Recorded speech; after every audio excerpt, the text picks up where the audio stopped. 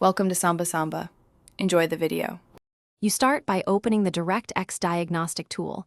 This is the only built-in way to see your DirectX version. Press Windows and R together, type dxdiag, and hit Enter. Once dxdiag runs, it gathers system and display information so you can be sure the version shown is accurate. Make sure to allow any driver checks because they confirm which DirectX components are present. This prevents confusion later when you compare versions or troubleshoot graphics issues. Once the tool finishes, go to the System tab and look for the DirectX version line. That's the definitive value. Then, switch to Display to inspect Direct 3D feature levels and the loaded driver names.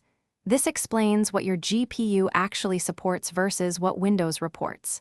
If you need to compare capabilities, note both the DirectX version and the feature levels, because feature levels determine which specific graphics features you can use in games and apps. To finish, click Save All Information and keep the text file. This preserves the exact DirectX version and feature level details.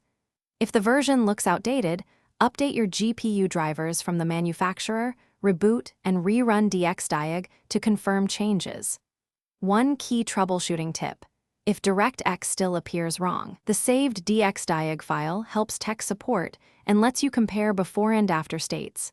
So save it and attach it when asking for help, because that speeds resolution. Thanks for watching. Consider subscribing if we helped you.